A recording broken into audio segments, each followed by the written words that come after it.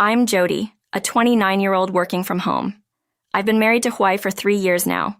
Before I started working from home, I was a consultant at a major corporation managing online operations. I never intended to switch to a home-based job, but getting pregnant made me consider freelancing. So I left my position, and here I am.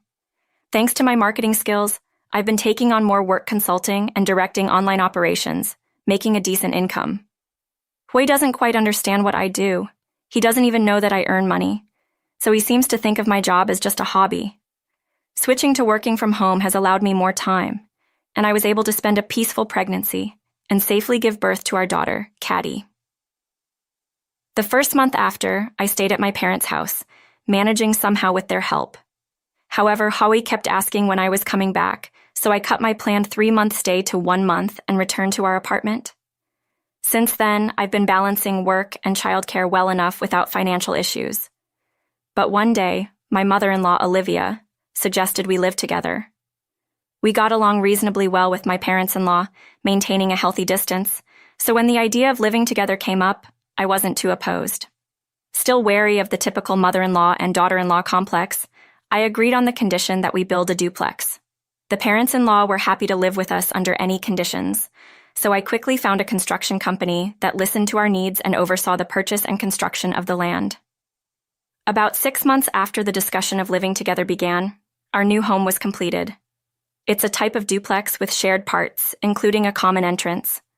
The second floor has a small kitchen and living room. It's not too big, and the construction stayed within our budget, so I wasn't too worried about the finances. When the house was finished, the parents-in-law were delighted, and I was pleased with their reaction.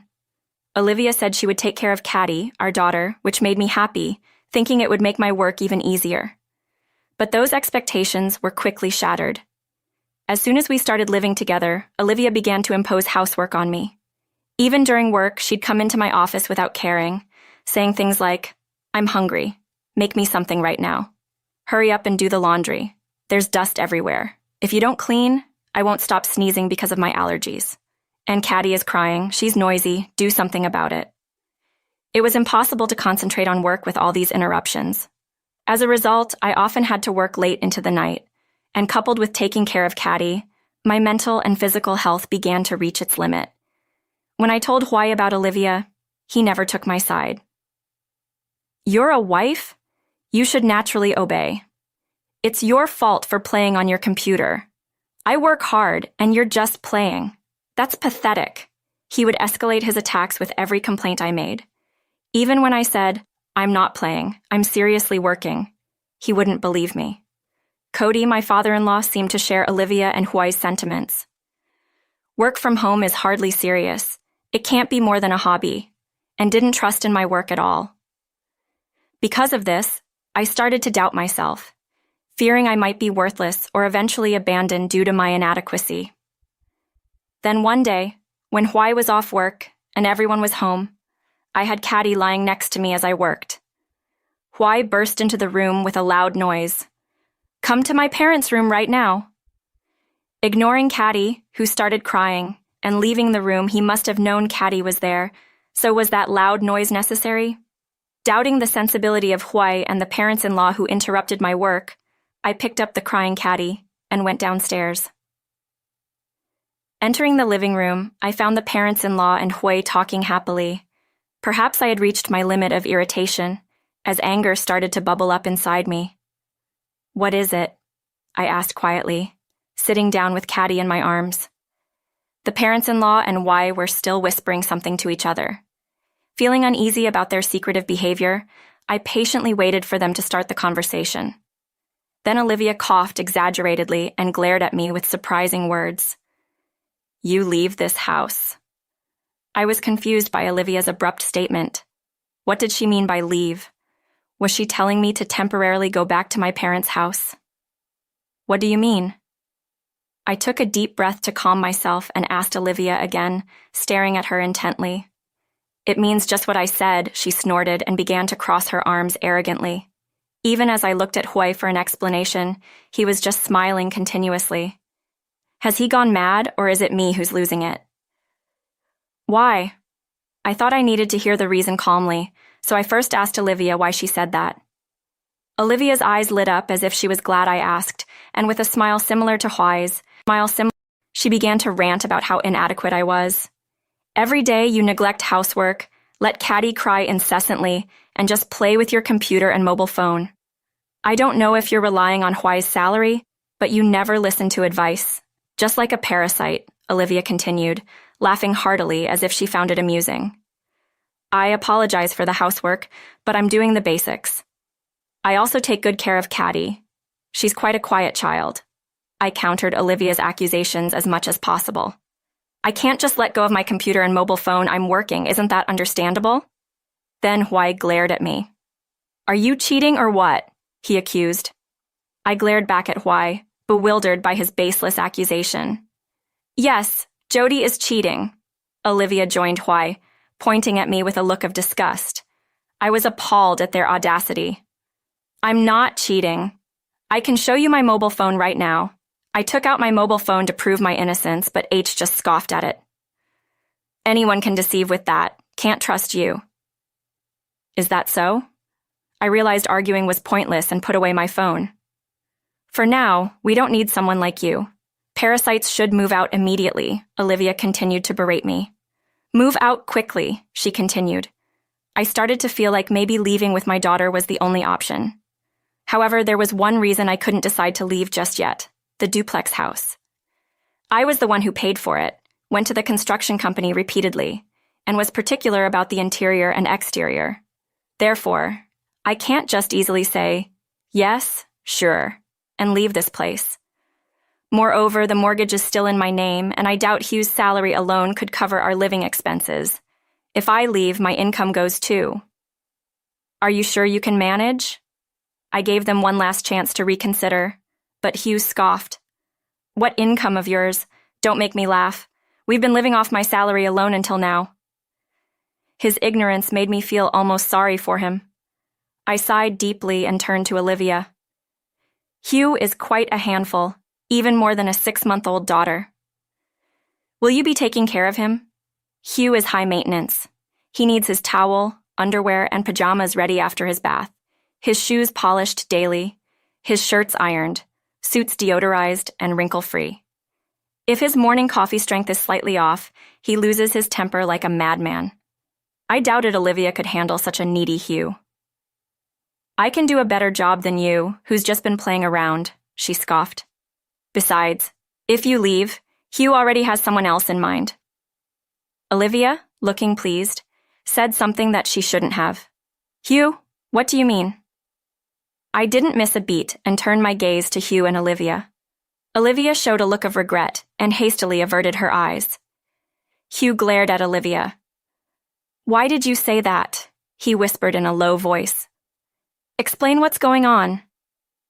From their reactions, I gathered that Hugh might have another woman. I glared intensely at Hugh, prompting him to speak uncomfortably. Apparently, according to Hugh, for several months he's been seeing a woman named Carol, a young lady in her early 20s who fell for Hugh at first sight during a business encounter. After her advances, they started dating. Carol is beautiful, graceful, and has a wonderful personality, Hugh says with a laugh. I couldn't believe it. Considering Hugh's looks, I couldn't imagine such a young woman being interested in him.